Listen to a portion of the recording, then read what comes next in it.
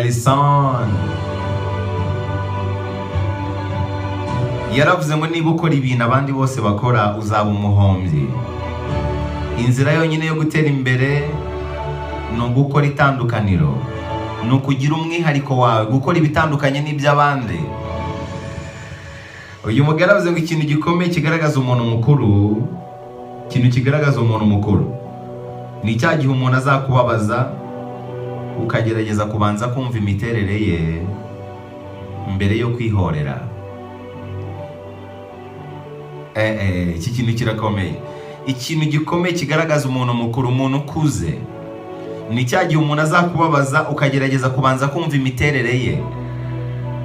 Iyo miterere ye niyo ishobora kuba itumye akubabaza, ukagerageza kubanza kumva inkuru y'ubuzima bwe, ari nayo mbarutso yo kukubabaza, aho guhita utekereza kumwihoreraho. Uwo muntu ngo aba ari umuntu mukuru kuri Ellison. Burya buri kimwe cyose kiba gifite impamvu. Umuntu akubabaza kubera ko afite impamvu runaka ituma nyina akubabaza, afite inkuru y'ubuzima bwe ituma yitwara gutyo. Umuntu mukuru rero yita kuri ya nkuru y'ubuzima mbere yo kwihorera. Burya umuntu ukubabaza mbere yo kumwishyura ukabanza kumva ko ibyo yakoze bifite impamvu yumvikana bitewe n'ubuzima yanyuzemo, uwo muntu ubyumva gutyo ngo aba ari mukuru. Uyu mugabo yagiriye abantu inama ngo buryo uzigaragaze nk'aho wifitiye icyizere, kabone nubwo muri wowe ntacyo wumva ufite. Nubwo waba ucitse intege gute, nujya ugenda mu nzira ujye ugaragara nk'aho uri umuntu wifitiye icyizere. Abantu ntibazakunyuzemo ijisho ngo wacitse intege. Yaravuze ngo buri gihe ujye ubabarira ariko ntuzigere wibagirwa. Ujye wigira ku makosa yawe ariko ntuzigere wicuza. Burya abantu barahinduka, ibintu bikagenda nabi rimwe na rimwe, ariko ubuzima bwo burakomeza. Nuko nguko isi imeze. Yaravuze ngo ugomba kwizera ibyo ukora kugira ngo ubone icyo ushaka. Aranavuga ngo niba ushobora kumenya gutandukanya ikibi n'icyiza, ntabwo ukeneye idini ngo ukunde witwa umukiranutsi. Yaravuze ngo rebera ibintu mu ndorerwamo y'uyu munsi, kabone niyo byaba biri mu gihe kizaza. Inzozi wumva uzakabya mu gihe kizaza ziyumvemo nk'aho uzirimo uyu munsi. Uyu mugabo yavuze ijambo rikomeye ngo kutuma abantu benshi baseka, ni nako nawe ukwiye kwitega umunezero mu minsi usigaje kuri iyi si. Uko ushakira abandi umunezero, nawe umunezero utaha iwawe. Niko bigenda, nuko isi imeze. Niba hari abantu benshi basutse amarira ku bwawe, amarira nawe aragutegereje. Ariko niba hari abantu bamwenyuye kubera wowe, umunezero uragutegereje. Yaravuze ngo iyo uhanze agashya ugomba kwitegura ko hari abantu benshi bagiye kuzaguca intege. Ikindi aravuga ngo ntushobora guhanga agashya mu gihe ukigana abandi bantu. Niba utaragira umwihariko wawe ngo ukore itandukaniro ryawe, ntabwo bishoboka ko wapfa guhanga agashya.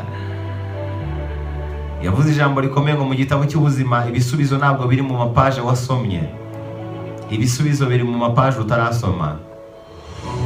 Mu gitabo cy'ubuzima burya ntabwo ibisubizo biri muri ya mapaje warenzeho. Ushaka kuba ugeze kuri paje y'100, izo paje 99 zose mu gitabo cy'ubuzima ntabwo harimo ibisubizo, ahubwo ibisubizo biri mu yandi mapaje asigaye utarasoma. Amapaje wasomye uyakuramo isomo rigufasha guhitamo ibisubizo bya nyabyo mu mapaje utarasoma. Burya ibisubizo biba biri imbere, ntabwo biri mu mateka. Amateka ikintu agufasha ni amasomo gusa, ni amasomo na experience. Ntukabeho ubuzima bw'ibyahise. Ibyabaye byarabaye, n'ubundi nubwo warira ibingana iki ntabwo wabihindura. Nubwo waganya bingana iki ntabwo wahindura ibyabaye. Warira ingunguru zingahe z'amarira ngo abantu bari basobanuye byose mu buzima bwawe wahombye bagaruke, cyangwa se ibintu wahombye bigaruke. Nibyo mbabwira ngo kwihorera kwiza no kubaho neza. Amarira nta kintu na kimwe yagufasha uretse kukubuza umunezero w'uyu munsi. Niyo mpamvu mu gitabo cy'ubuzima ibisubizo ntabwo biri mu mapaje wasomye, ibisubizo biri mu mapaje utarasoma. Uyu mugabo yaravuze ngo mu mwijima nibwo tubasha kwimenya ubwacu. Cya gihe ubuzima bubishye nibwo umuntu abasha kwisobanukirwa. burya ntabwo wakwisobanukirwa neza ubuzima butabishye. Yaravuze ngo ibanga rikomeye ryo guhindura ibintu ni ukubitekerezaho uko ubishaka, apana kubitekerezaho uko biri. Fata ibintu wowe ubireme uko ubishaka, ubitekereze uko ubishaka. Iryo ni ibanga rikomeye ryo guhindura ibintu. Nubitekereze uko biri. N'ubuzima ni uko nguko bimeze. Iyo ushaka guhindura ubuzima uraburema ukabutekereza uko ubushaka, ntabwo ubutekereza uko buri. Ntabwo formule runaka ariyo formule yawe. Uyu mugabo yavuze ijambo rikomeye ngo ubuzima nta gisobanuro rusange bugira. Buri wese aba afite igisobanuro cye. Ni uguta igihe kwibaza ibibazo byinshi ku buzima kandi ibisubizo by'ibyo bibazo ari twe. Buri wese ni igisubizo cy'ibibazo bye. Buri wese ni igisobanuro cy'ubuzima bwe. Impamvu wibaza ibibazo byinshi ku buzima ni uko wita ku busobanuro abandi baha ubuzima, ukirengagiza ubusobanuro bwawe. Ubusobanuro abandi baha ubuzima nibwo witaho cyane kurusha ubusobanuro wowe uha ubuzima. Uyu mugabo yaravuze ngo nize ikintu gikomeye cyane kuri iyi si. Bimwe mu bintu byanezaga ibibazo byinshi mu ishuri ni nabyo bintu biri kumfasha gutsinda cyane mu buzima busanzwe. Nibyo mbona babwira ngo ibyo wicuza uyu munsi ukanabyitotombera nibyo bishobora kukuramira mu minsi iri imbere. Cya kintu usuzugura uyu munsi nicyo gishobora kuzanzahura mu minsi iri imbere. Uyu mugabo yavuze ijambo rikomeye ngo ijuru n'ikuzimu byose biba mu bantu. Iri jambo nigeze kurikomoza mu minsi ishize. Ijuru n'ikuzimu byose biba mu bantu, byose biba muri wowe. Nibyo nababwiye ngo ubuzima ubayemo bushobora kukubera ijuru cyangwa bukakubera ikuzimu. Nongere mbisubiremo. Igishimishije muri ibyo byose ni uko umuntu yihitiramo igice ashobora kubamo. Ushobora guhitamo ijuru ryawe ugahitamo n'ikuzimu. Uyu mugabo yaravuze ngo iyo ubayeho ubuzima bwawe mu buryo butandukanye n'ubw'abandi bituma abantu bagukikije babura amahoro. Buri gihe baba biteguye ko ushobora kubatungura. Yaravuze ngo nabaye imbata yo gutsinda. Burya uko utsinda niko ushaka kongera gutsinda kurushaho. Aranavuga ngo mbere yo kugafata nabanje guhura n'icyitwa imbogamizi cyose, ariko ndazirenga mba munini kuruta imbogamizi. Uyu mugabo yiyemera ko ngo yahuye n'icyitwa imbogamizi cyose. Ikintu cyose wita imbogamizi yahuye nacyo aragafata. Ubwo buno mukire wa gatanu ku isi. Yaravuze ngo kwigirira icyizere ni cya gihe uzavuga uti ni njye uri mukuri abandi bose baribeshya. Uyu mugabo yaravuze ngo inzira yonyine yo guhindura ubuzima bwawe ni ukugerageza ibintu bishyashya. Burya guhindura page ni sawa. Niba ahantu hamaze imyaka runaka ukabona ubuzima bwawe ntabwo buhinduka, kubera icyo utahindura page ukagerageza ibindi bintu bishyashya. Nibyo mbabwira ngo akazi niba nta byishimo, nta zino kubakiramo, nta n'amafaranga ugakuramo, kudahindura page byaba ari ubuswa. Inzira yonyine yo guhindura ubuzima bwawe ni ukugerageza n'ibindi bintu bishya.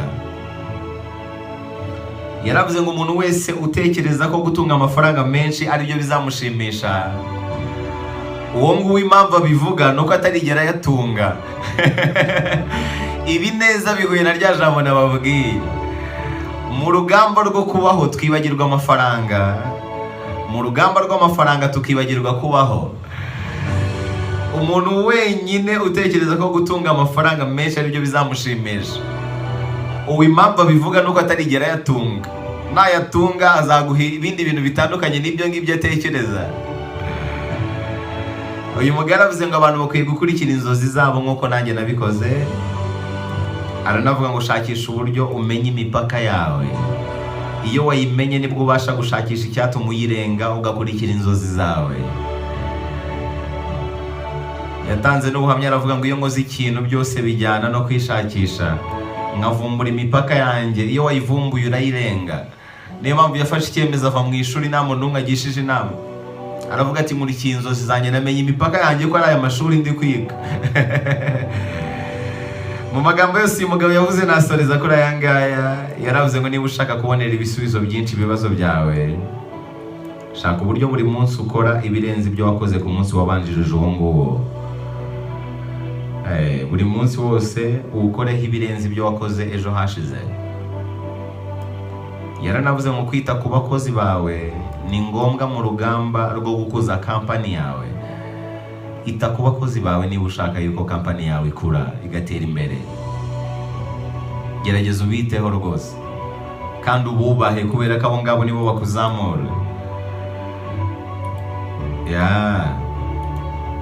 Mu rugamba rwo gukuza kampani yawe, urufunguzo rwa mbere no kwita ku bakozi bawe. Yaranavuze ngo iyo wamaze gutahura ko ubuzima ari bugufi kandi bworohereye cyane, nibwo usobanukirwa neza ko urupfu rwawe ushobora kuruhindurira igihe bigakunda. Uyu mugabo yaravuze ngo nahitamo kuba uwa mbere mu byo nkora kuruta gutunga amafaranga menshi. Burya mu byo ukora haranira uba uwa mbere, amafaranga azagukurikira. Yaranavuze ngo mara umunsi wawe ushimira na twa tuntu duto tuza mu buzima bwawe. Niba ari akantu ubona ari keza, agashimire. Bizatuma usoza umunsi wose wumva wishimiye ubuzima bwawe.